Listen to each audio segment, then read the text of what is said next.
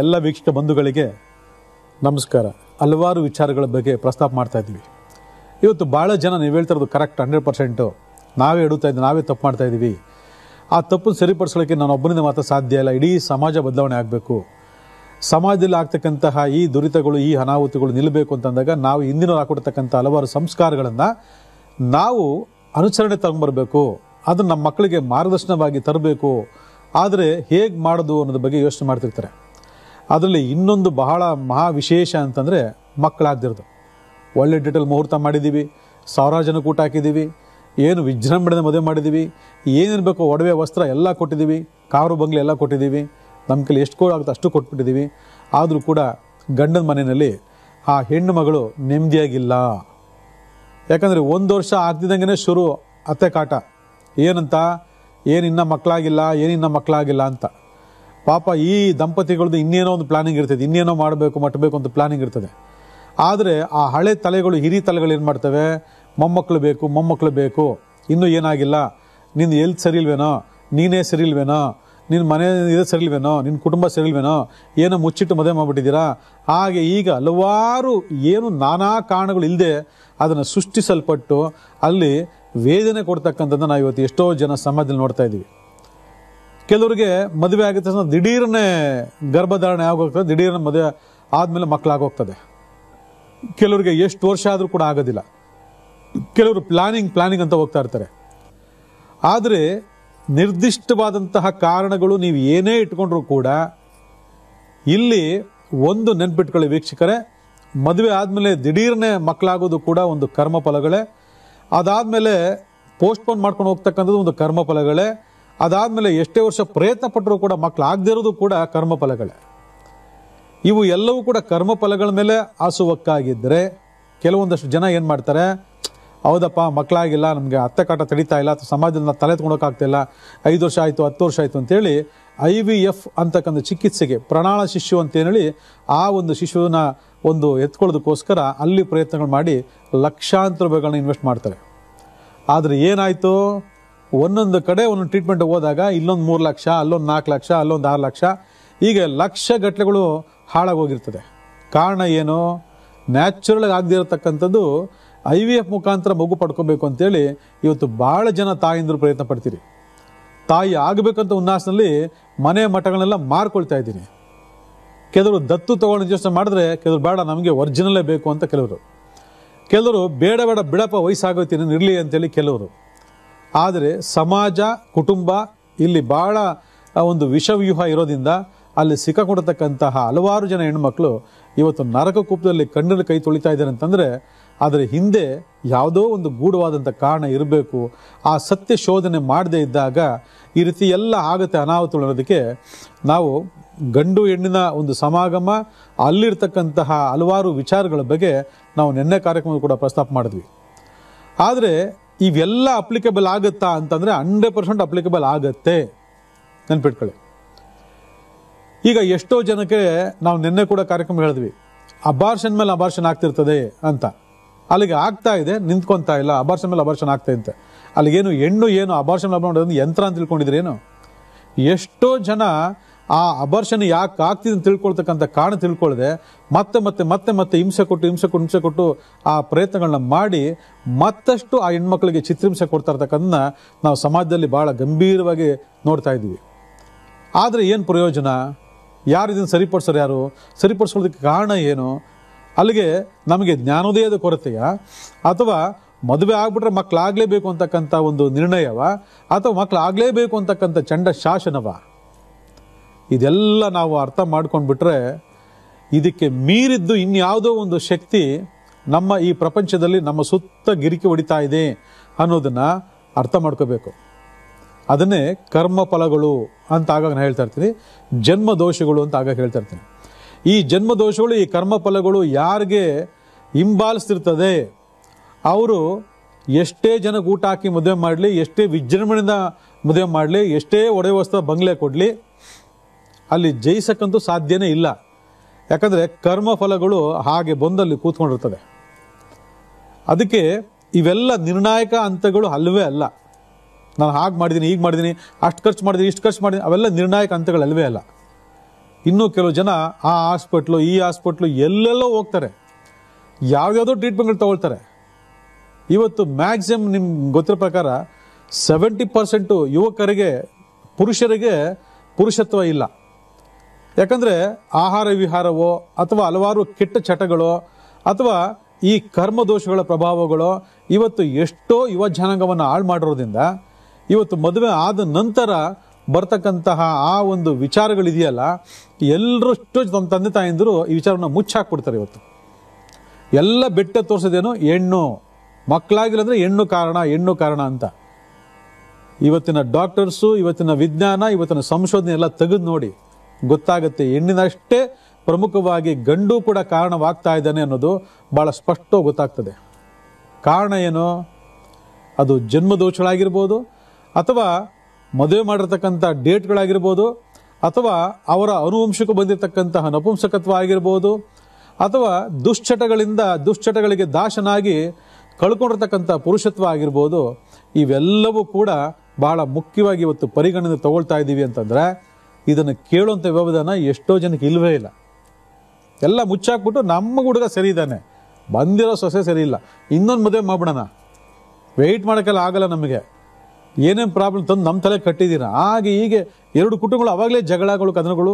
ಆ ಮಾನಸ್ಥಿತಿ, ಆ ಹೆಣ್ಮಕ್ಳ ಮಾನಸ್ಥಿತಿ ಏನಾಗುತ್ತೆ ಅದೆಲ್ಲ ಅರ್ಥ ಇಲ್ಲ. ನಾನು ಒಂದು ಹೆಣ್ಣು ಇನ್ನೊಂದು ಹೆಣ್ಣಿನ ಮೇಲೆ ನಾನು ಅಪವಾದ ಹೊರಿಸ್ಬೇಕು, ಅವಳು ಟಾರ್ಚರ್ ಮಾಡಬೇಕು, ಹಿಂಸೆ ಕೊಡಬೇಕು ಅಂದಾಗ ಅವಳ ಮನಸ್ಥಿತಿ ಏನಾಗುತ್ತೆ ಅನ್ನೋದ್ರ ಬಗ್ಗೆ ಒಂದು ಚೂರು ಅರಿವಿಲ್ದಿರ್ತಕ್ಕಂಥ ಎಷ್ಟೋ ಜನ ಅತ್ತೆಯಂದಿರು ಇವತ್ತು ಭಾಳಷ್ಟು ಮಾನಸಿಕವಾದಂತಹ ಕ್ರೂರತ್ವಕ್ಕೆ ಒಳಗಾಗಿ ಇವತ್ತು ನಾನಾ ರೀತಿಯ ತಪ್ಪುಗಳನ್ನ ಮಾಡ್ತಿದ್ದಾರೆ.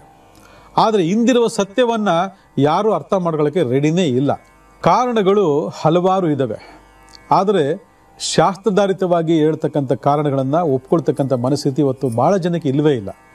ಅದೇನು ಶಾಸ್ತ್ರ ಬಿಡ್ರಿ, ನಾವು ನೋಡಿದ್ರೆ ಶಾಸ್ತ್ರನ ನಮ್ಮಪ್ಪ, ನಮ್ಮಮ್ಮ, ನಮ್ಮ ಅಜ್ಜಿ, ನಮ್ಮ ತಾತ ಎಲ್ಲ 12 ಜನ, 13 ಜನ, 15 ಜನ ಮಕ್ಕಳಾಗ್ತಿದ್ರು. ಇವಕ್ಕೇನು ಬಂದಿದ್ದಾವೆ ದೊಡ್ಡ ರೋಗ? ಇವತ್ತು ಒಂದು ಸಾಕು, ಎರಡು ಬೇಕು ಅಂತವೆ, ಮಾತಿದ್ರೆ ಸಿಜೇರಿಯನ್ ಅಂತವೆ, ಮಾತಿದ್ರೆ ಹಾಸ್ಪಿಟ್ಲು ಅಂತವೆ, ಮಾತ್ರ ದುಡ್ಡು ಖರ್ಚು ಮಾಡುವಂತವೆ, ಅದ್ಯಾವುದು IVF ಅಂತೆ, ಇದಕ್ಕೆಲ್ಲ ದುಡ್ಡು ಹಾಕ್ಬೇಕಂತೆ, ಹಿಂದೆ ಮುಟ್ಬಿಟ್ರೆ ಮಕ್ಕಳಾಗ್ಬಿಡ್ತಿದ್ವು. ಈ ರೀತಿ ಹಲವಾರು ಜನ ಕೊಂಕು ಮಾತುಗಳನ್ನ ಹಾಡ್ತಿರ್ತಾರೆ. ಆದರೆ ಅವತ್ತಿನ ಕಾಲಮಾನಕ್ಕೂ ಇವತ್ತಿನ ಕಾಲಮಾನಕ್ಕೂ ವ್ಯತ್ಯಾಸ ಏನೂ ಇಲ್ಲದಿದ್ರೂ ಕೂಡ ನಮ್ಮ ಸಮಾಜದಲ್ಲಿ ನಾವು ನಡ್ಕೊಳ್ತಕ್ಕಂಥ ನಡವಳಿಕೆಗಳಲ್ಲಿ ಅಪಾರವಾದ ಬದಲಾವಣೆ ಆಗೋಗಿರೋದ್ರಿಂದ ಅವತ್ತಿರ್ತಕ್ಕಂಥ ಜನ್ರೇಷನ್ಗೂ ಇವತ್ತಿರ್ತಕ್ಕಂಥ ಜನ್ರೇಷನ್ಗೂ ತುಂಬ ವ್ಯತ್ಯಾಸಗಳಿದ್ದಾವೆ. ಇದನ್ನು ಪ್ರತಿಯೊಬ್ಬರು ಅರ್ಥ ಮಾಡ್ಕೋಬೇಕು. ಅದನ್ನು ಅರ್ಥ ಮಾಡ್ಕೊಳ್ಳದೆ ನಮ್ಮ ಅಜ್ಜಿ 15 ಜನ 20 ಜನ ಮಕ್ಕಳು ಇರ್ತಿದ್ರು, ಆದರೆ ಇವತ್ತು ಒಂದು ಮಕ್ಕಳು ಆಗೋದಕ್ಕೆ ಕಷ್ಟ ಆಗ್ತಿದ್ದಿಲ್ಲ ಅಂತಂದರೆ ಅದರ ಹಿಂದಿರತಕ್ಕಂಥ ಬಲವಾದ ಕಾರಣಗಳನ್ನು ಒಂದು ಸರಿ ಅಧ್ಯಯನ ಮಾಡಿದ್ರೆ ಆವತ್ತಿದ್ದಂಥ ಸ್ಟ್ರೆಂತ್ಗೂ ಇವತ್ತಿರ್ತಕ್ಕಂಥ ಸ್ಟ್ರೆಂತ್ಗೂ ವ್ಯತ್ಯಾಸ ಗೊತ್ತಾಗುತ್ತೆ. ಆವತ್ತು ಆಚರಣೆ ಮಾಡ್ತಕ್ಕಂಥ ಸಂಸ್ಕಾರಗಳಿಗೂ ಇವತ್ತು ಮಾಡ್ತಕ್ಕಂಥ ಸಂಸ್ಕಾರಗಳಿಗೂ ತುಂಬ ವ್ಯತ್ಯಾಸಗಳು ಕಾಣಿಸ್ತದೆ. ನಮ್ಮ ನಡವಳಿಕೆಗಳನ್ನು ಬದಲಾವಣೆ ಮಾಡಿಕೊಳ್ಳದೆ ಇದ್ದಾಗ, ನಮ್ಮ ಹಿರಿಯರು ಹಾಕೊಡ್ತಕ್ಕಂಥ ಪಂಕ್ತಿಗಳು, ನಿಯಮಗಳನ್ನು, ಸಂಸ್ಕಾರಗಳನ್ನು ಅನುಸರಣೆ ಮಾಡದಿದ್ದಾಗ ನಾವು ಘನಘೋರವಾದಂತಹ ಕರ್ಮಕಾಂಗಳಿಗೆ ಸಿಕ್ಕಾಕೋತೀವಿ ಅನ್ನೋದ್ರ ಬಗ್ಗೆ ಸತ್ಯ ಯಾರಿಗೂ ಗೊತ್ತೇ ಇಲ್ಲ. ಅದರಿಂದ ಮದುವೆ ಆಗ್ಬಿಡ್ಬೇಕು ಅರ್ಜೆಂಟಾಗೆ, ಮಕ್ಕಳಾಗ್ಬಿಡ್ಬೇಕು ಅರ್ಜೆಂಟಾಗೆ, ದೊಡ್ಡದಾಗಿ ಬೆಳೆದ್ಬಿಡ್ಬೇಕು ಅರ್ಜೆಂಟಾಗೆ. ಇವೆಲ್ಲ ಅರ್ಜೆಂಟಾಗಿ ಆಗುವಂಥ ಕೆಲಸಗಳಾಗಿದ್ದರೆ ಪ್ರಪಂಚದಲ್ಲಿ ಏನೇನೋ ಆಗೋಗ್ತಿತ್ತು. ಆದರೆ ನಮ್ಮಲ್ಲಿ ದೊಡ್ಡವರಿಗೆ ಅರಿವು ಆಗಬೇಕು. ಇಂದಿನ ಯುವಕ ಯುವತಿಯರಿಗೆ ಬಿಡಿ, ನಮ್ಮ ದೊಡ್ಡವರಿಗೆ ಇದರ ಒಂದು ಏನು ತಿಳುವಳಿಕೆ ಆಗಬೇಕು. ಆ ತಿಳುವಳಿಕೆ ಆಗದೇ ಇದ್ದಾಗ ಏನಾಗ್ತದೆ, ಇಂಥ ಅನಾಹುತಿಗಳಿಗೆ ಈ ದೊಡ್ಡವರೇ ಒಂದು ದಾರಿ ಮಾಡಿಕೊಡೋ ಥರ ಆಗ್ತಾ ಇದೆ. ಇವತ್ತು ನಮ್ಮ ತಂದೆ ಹೇಳಿಲ್ಲ, ನಮ್ಮ ತಾಯಿ ಹೇಳಿಲ್ಲ, ನಮಗೆ ಇವಾಗ ಇದು ಅವಶ್ಯಕತೆ ಇದೆ, ಅವ್ರು ಟಾರ್ಚರ್ ತಡ್ಕೊಳಕ್ಕಾಗ್ತಿಲ್ಲ ಅಂತಕ್ಕಂಥ ಎಷ್ಟೋ ಜನ ಹೆಣ್ಮಕ್ಳು ಇವತ್ತು ಈ ರೀತಿಯೆಲ್ಲ ಅನಾಹುತಗಳಿಗೆ ಕಾರಣ ಆಗ್ತಿದ್ದಾರೆ ಅಂತಂದರೆ ಅದು ನಾವು ಅರ್ಥ ಮಾಡ್ಕೋಬೇಕು. ಇಲ್ಲಿ ಒಂದು ಸಂತಾನ, ಮದುವೆ ನಂತರ ಗರ್ಭಧಾರಣೆ ನಂತರ ಒಂದು ಸಂತಾನ ಆಗಲಿಲ್ಲ ಅಂತಂದಾಗ ಆ ಸಂತಾನಕ್ಕೆ ಬಹಳ ಮುಖ್ಯವಾದಂಥ ಕಾರಣ ಅಂತಂದರೆ ಜಾತಕದ ಕುಂಡಲಿ ಪ್ರಕಾರ ಪಂಚಮ ಭಾವದಲ್ಲಿ ಏನಾದರೂ ಕ್ರೂರ ಗ್ರಹಗಳಿದ್ದರೆ ನೆನ್ಪಿಟ್ಕೊಳ್ಳಿ.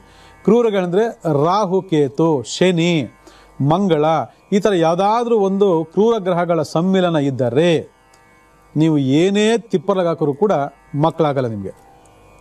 ಇದನ್ನು ಬರೆದಿಟ್ಕೊಳ್ಳಿ, ಒಂದೊಂದೇ ಪಾಯಿಂಟ್ ಬರೆದಿಟ್ಕೊಳ್ಳಿ. ಯಾಕಂದರೆ ಈ ಪಾಯಿಂಟ್ಗಳೆಲ್ಲ ನೀವು ಬರೆದಿಟ್ಕೊಂಡಾಗ್ಲೇ ನಿಮ್ಮಲ್ಲಿ ಏನಾದ್ರು ಇಂಥದ್ದೊಂದು ವ್ಯತ್ಯಾಸ ಆಗಿದೆ ಅಂದಾಗ ಇದನ್ನು ತೆಗೆದು ನೋಡಿಕೊಂಡು ಈ ಪಾಯಿಂಟ್ ಇದಕ್ಕೆ ಅನ್ವಯ ಆಗುತ್ತಾ ಅನ್ನೋದು ಗೊತ್ತಾಗ್ತದೆ. ಇಲ್ಲ ಅಂದರೆ ಬರೀ ಹೆಣ್ಮಕ್ಳ ಮೇಲೆ ಬೊಟ್ಟೆ ತೋರಿಸಿ ನಿನ್ನ ಮಕ್ಕಳಾಗಲ್ಲ ಅಂತ ಹೇಳ್ತಕ್ಕಂತಹ ಆ ಒಂದು ಹೀನ ಕೃತ್ಯ ಇದೆಯಲ್ಲ, ಅದಾದರೂ ಸ್ವಲ್ಪ ಕಮ್ಮಿ ಆಗ್ತದೆ. ಹೌದು, ಏನೋ ಒಂದು ಕಾರಣ ಹೇಳಿದ್ರಲ್ಲ, ಇದಿರ್ಬೋದೇನೋ ನೋಡೋಣ, ಚೆಕ್ ಮಾಡೋಣ, ಆ ಮನೋಭಾವ ನಿಮ್ಮಲ್ಲಿ ಬರಬೇಕದು. ಆ ಮನೋಭಾವನೆ ಬಂದಿಲ್ಲ ಅಂದರೆ ಹಿಂಸಕೃತ್ಯಗಳು ಜಾಸ್ತಿ ಆಗ್ತದೆ ಹೆಣ್ಮಕ್ಳಲ್ಲಿ. 5ನೇ ಭಾವ ಚೆನ್ನಾಗಿರಬೇಕು. 5ನೇ ಭಾವ ಚೆನ್ನಾಗಿಲ್ಲ ಅಂದರೆ ಏನೂ ಪ್ರಯೋಜನ ಆಗೋದಿಲ್ಲ. ಇನ್ನು 2ನೇ ಭಾವ ಕುಟುಂಬ ಸ್ಥಾನ ಅಂತ ಹೇಳಿದ್ರು, ಕುಟುಂಬ ಸ್ಥಾನ ಚೆನ್ನಾಗಿರಬೇಕು. ಲಗ್ನ ಭಾವ ತುಂಬ ಚೆನ್ನಾಗಿರಬೇಕು. ಅದಾದಮೇಲೆ ಸಪ್ತಮ ಭಾವ ಚೆನ್ನಾಗಿರಬೇಕು. ನೋಡಿ, ಈ ಥರ ಎಲ್ಲ ಆಸ್ಟ್ರಾಲಜಿ ಪ್ರಕಾರ ಕೆಲವೊಂದು ಭಾವಗಳಲ್ಲಿ ನಾವು ಕ್ರೂರ ಗ್ರಹಗಳು, ಅಶುಭ ಕಾರಕತ್ವ ಬೀರ್ತಕ್ಕಂಥ ಗ್ರಹಗತಿಗಳು ಇರಬಾರ್ದು ಅಂತ ಹೇಳ್ತೀವಿ. ಇದು ಒಂದಾಯಿತು. 2ನೇದು ನಕ್ಷತ್ರ ಬೇಸ್ ತಗೊಂಡಾಗ ಕೆಲವು ಆಶ್ಲೇಷ ನಕ್ಷತ್ರ ಇರ್ತಕ್ಕಂಥ ಹೆಣ್ಮಕ್ಳಿಗೆ ಮಕ್ಕಳಾಗೋದಿಲ್ಲ, ಕೆಲವು ಜ್ಯೇಷ್ಠ ನಕ್ಷತ್ರ ಇರ್ತಕ್ಕಂಥ ಮಕ್ಕಳಿಗೆ ಮಕ್ಕಳಾಗೋದಿಲ್ಲ, ಕೆಲವರು ಆರ್ಧ್ಯ ನಕ್ಷತ್ರ, ಸ್ವಾತಿ ನಕ್ಷತ್ರ ಇರ್ತಕ್ಕಂಥವ್ರಿಗೆ ಮಕ್ಕಳಾಗೋದಿಲ್ಲ. ಆದರೆ ಇಲ್ಲೆಲ್ಲೋ ಒಂದು ಕಡೆ ವ್ಯತ್ಯಾಸಪೂರ್ವಕವಾಗಿ ನಡೀತಕ್ಕಂತಹ ಈ ನಕ್ಷತ್ರ ಪ್ರಭಾವಗಳು ಕೂಡ ಆಯಾ ಸಂದರ್ಭಕ್ಕನುಸಾರವಾಗಿ ತಮ್ಮ ಪ್ರಭಾವವನ್ನು ಬೀರ್ತಿರ್ತವೆ. ಅಂದರೆ ಆ ಮದುವೆ ಡೇಟ್ನ ಸರಿ ನೋಡ್ಕೊಳ್ದೇ ಇದ್ದಾಗ, ಆ ಮೊದಲನೇ ಪ್ರಸ್ತವನ್ನ ಫಸ್ಟ್ ನೈಟ್ ಅನ್ನು ಸರಿ ಮಾಡದೇ ಇದ್ದಾಗ, ಅಲ್ಲಿಂದ ಉತ್ಪತ್ತಿ ಆಗ್ತಕ್ಕಂತಹ ಈ ಗರ್ಭಧಾರಣೆಯಲ್ಲಿ ಆಗ್ತಕ್ಕಂಥ ಅನಾಹುತಗಳು ಈ ಗ್ರಹಗಳ ಪ್ರಭಾವಕ್ಕೆ ಸಿಕ್ಕಾಕೊಂಡಾಗ ಒಂದಲ್ಲ ಎರಡಲ್ಲ ನಾನಾ ರೀತಿಯಾದ ಪ್ರಭಾವಗಳನ್ನು ಬೀರ್ತಾ ಇರ್ತವೆ. ಇದನ್ನ ಫಸ್ಟ್ ಅರ್ಥ ಮಾಡ್ಕೋಬೇಕು. ಇನ್ನು ಅದಾದ್ಮೇಲೆ ಯಾರಿಗೆ ನಾಗದೋಷ ಇರ್ತದೆ, ಯಾರಿಗೆ ಪಿತೃದೋಷ ಇರ್ತದೆ, ಯಾರಿಗೆ ಪ್ರೇತ ಬಾಧೆಗಳಿರ್ತದೆ, ಇವ್ರು ಯಾರಿಗೂ ಕೂಡ ನೀವು ಏನೇ ತಿಪ್ಪಲಾಗಿ ಹಾಕಿದ್ರು ಕೂಡ ಆ ಸಂತಾನ ಭಾಗ್ಯ ಆಗಕ್ಕೆ ಸಾಧ್ಯನೇ ಇಲ್ಲ. ಈ ಥರ ಎಲ್ಲ ಬಾಧೆಗಳನ್ನ ಇಟ್ಕೊಂಡ್ಬಿಟ್ಟು ನಾನು IVFಗೂ ಕೆಲಸ ಮಾಡ್ತೀನಿ ಅಂದರೆ ಕೆಲಸ ಮಾಡ್ತಿರೋದೇ ಬೇರೆಯವರು. ನೀವು ಸಾಲ ಮಾಡಿ ಅಥವಾ ದುಡ್ಡು ಜಾಸ್ತಿ ಕೊಟ್ಬಿಟ್ಟು ಎಲ್ಲ IVF ಮಾಡಿ ಫೇಲ್ಯೂರ್ಸ್ ಆಗ್ತಿರ್ತೀರ. ಆ ಫೇಲ್ಯೂರ್ಸ್ಗೆ ಹಿಂದೆ ಯಾರು ಕಾರಣ ಅಂತ ಗೊತ್ತಾಗೋದಿಲ್ಲ. ಏನು ಡಾಕ್ಟರ್ಗಳಿಂದ ದೇವ್ರೇನು? ಎಲ್ಲ ಸೀರಿಯಸ್ ಕೇಸ್ಗಳಲ್ಲಿ ಮಾಡ್ತಾರೆ ಡಾಕ್ಟ್ರು, ಎಲ್ಲ ಅಟೆಂಡ್ ಮಾಡ್ಬಿಟ್ಟು ಕ್ಲೀನಾಗೆ ಇನ್ನು ದೇವ್ರ ಮೇಲೆ ಭಾರ ಹಾಕ್ಬಿಟ್ರಪ್ಪ ಅಂದ್ಬಿಡ್ತಾರೆ. ಅಂದ್ರೆ ಅರ್ಥ ಏನು? ಡಾಕ್ಟ್ರುಗಳೇ ದೇವ್ರ ಮೇಲೆ ಭಾರ ಹಾಕ್ಬಿಡಿ ಅಂತಂದ್ರೆ ನೀವು ಯಾರ ಮೇಲೆ ಹಾಕ್ತಿದ್ದೀರ ಭಾರ? ಡಾಕ್ಟ್ರುಗಳ ಮೇಲೆ ಹಾಕ್ತಿದ್ದೀರ ಭಾರ. ನೀವು ಯಾರ ಮೇಲೆ ಹಾಕ್ತಿದ್ದೀರ ಭಾರ? ಗಂಡನ ಜೋಬ್ ಮೇಲೆ ಹಾಕ್ತಿದ್ದೀರ ಭಾರ. ಇಡೀ ಕುಟುಂಬದ ಮೇಲೆ ಭಾರ ಹಾಕ್ತಿದ್ದೀರಾ. ಈ ಥರ ಎಲ್ಲ ಭಾರದ ಹೊರೆ ಹೊತ್ಕೊಂಡು ಕಷ್ಟಗಳನ್ನ ಮಾಡಿಕೊಂಡು ಇವತ್ತು ಫೇಲ್ಯೂರ್ ಅನಿಸ್ಕೊಂಡು ಎಷ್ಟೋ ಜನ ವಿಚ್ಛೇದನಗಳಿಗೆ ಕಾರಣ ಆಗಿದೆ ಅಂತಂದ್ರೆ, ಇವತ್ತು ಮಕ್ಕಳಾಗಿಲ್ಲ ಅದಕ್ಕೆ ಡಿವೋರ್ಸ್ ಕೊಡ್ತಾ ಇದ್ದೀನಿ, ಇವನು ಗಂಡಸಲ್ಲ ಅದಕ್ಕೆ ಡಿವೋರ್ಸ್ ಕೊಡ್ತಾ ಇದ್ದೀನಿ, ಈ ಥರ ಎಲ್ಲ ಹೇಳ್ಕೊಂಡು ಇವತ್ತು ಸಮಾಜದ ಸ್ವಾಸ್ಥ್ಯವನ್ನ ಇವತ್ತು ಹಾಳು ಮಾಡ್ತಾ ಇದೀವಿ ಅಂತಂದ್ರೆ ಅದಕ್ಕೆ ನಾವೇ ಕಾರಣಗಳು. ಅದಕ್ಕೆ ನಿಜವಾದ ಕಾರಣಗಳನ್ನು ಅರ್ಥ ಮಾಡ್ಕೊಳ್ಳಿ. ಎಲ್ಲಿ ಎಡುತ್ತಾ ಇದ್ದೀವಿ ಅಂತ ಆ ಎಡುವಂಥ ಹಂತಗಳನ್ನ ನನಗೆ ಹೇಳ್ತಾ ಬರ್ತಾ ಇದ್ದೀನಿ. ಒಂದು, ನಾಗದೋಷ ಇದ್ರೆ ಮಕ್ಕಳಾಗಲ್ಲ, ಪಿತೃದೋಷ ಇದ್ರೆ ಮಕ್ಕಳಾಗಲ್ಲ, ಪ್ರೇತ ಬಾಧೆಗಳಿದ್ರೆ ಮಕ್ಕಳಾಗಲ್ಲ. ಇದ್ರ ಜೊತೆಗೆ ಇನ್ನೊಂದು ವಿಶೇಷ ಅಂತಂದ್ರೆ ವಾಸಸ್ಥಾನ.